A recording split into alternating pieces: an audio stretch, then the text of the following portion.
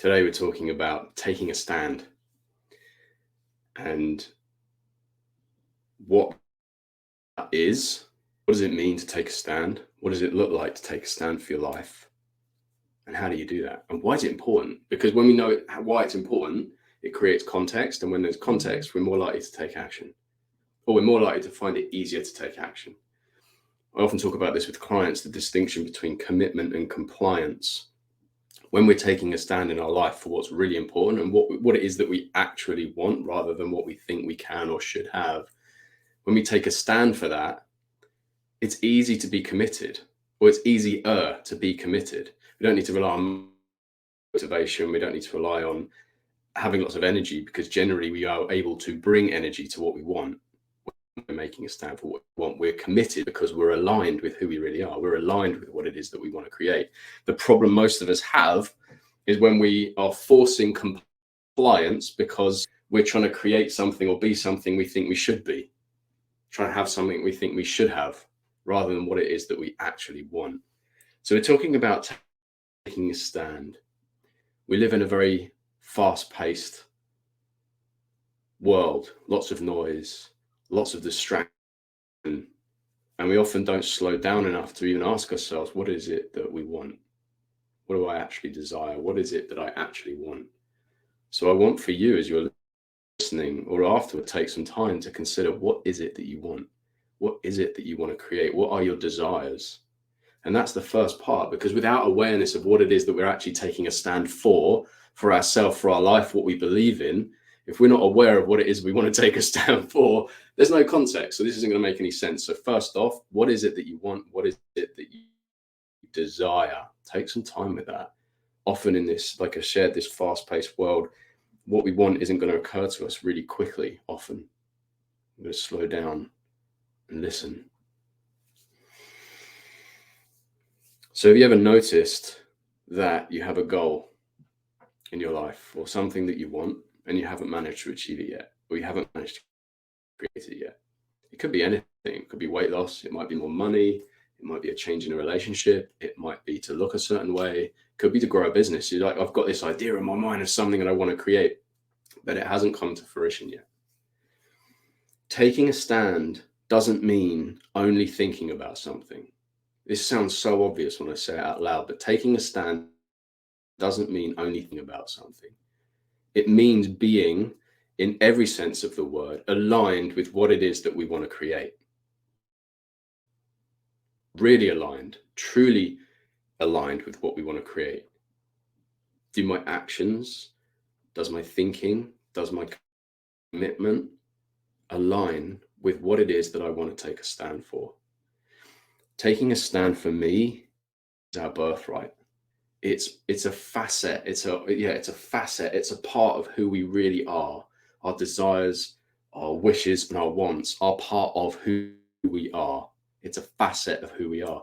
And to acknowledge and to know and to have that come alive is to live. It is to be alive. And for me, when we are that, when we are being that, when we're creating that, it serves not only us, but it serves others.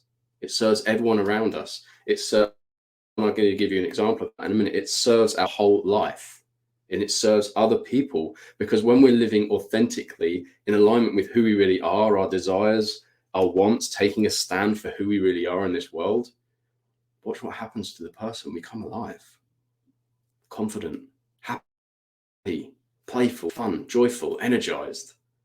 When we're coming to the world from that place, it has a deep impact on those around us, as well as having a deep impact on who we are. We are living congruently.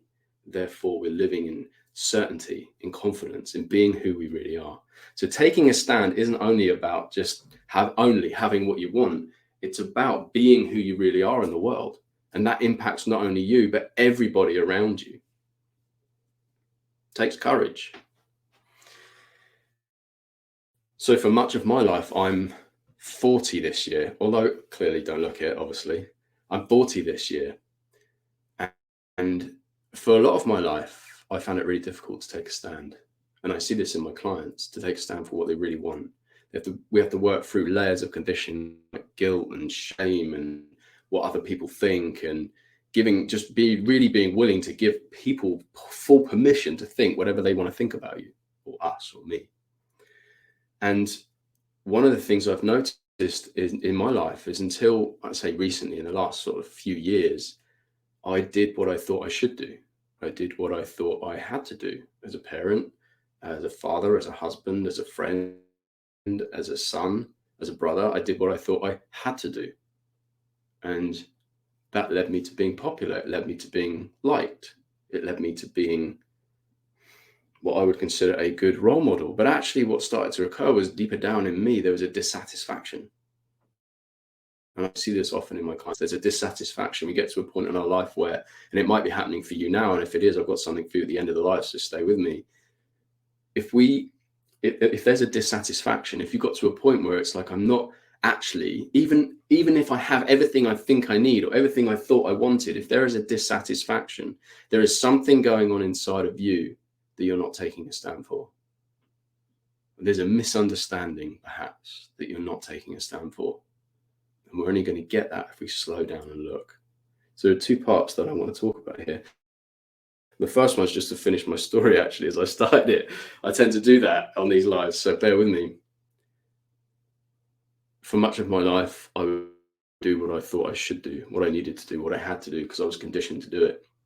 And deeper down, there was just this dissatisfaction. When I was willing to address that, to really explore, what is this dissatisfaction? What is it that I want? Who am I being that's creating what I've got in my life now? And who do I need to be to create everything that I actually want my life to be?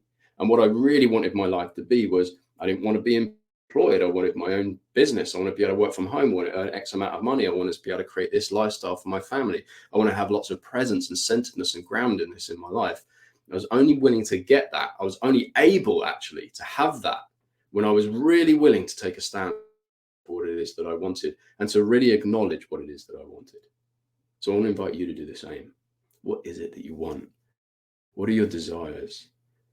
And why do you want that?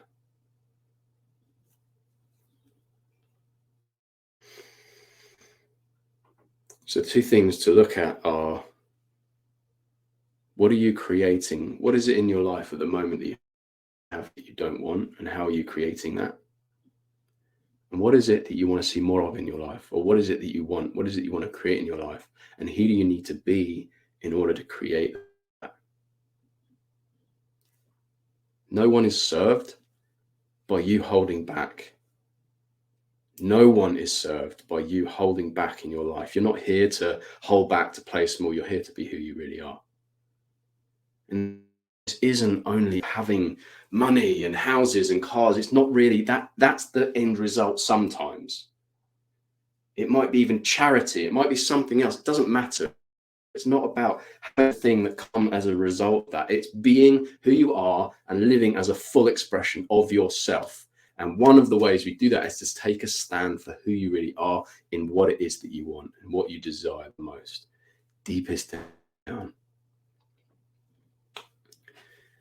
So how are you creating what you don't want in your life right now? My camera keeps going blurry this morning. Maybe it's Monday. It's taking time to wake up like the rest of us. And the other question is, who do you need to be to create what it is that you really want to create?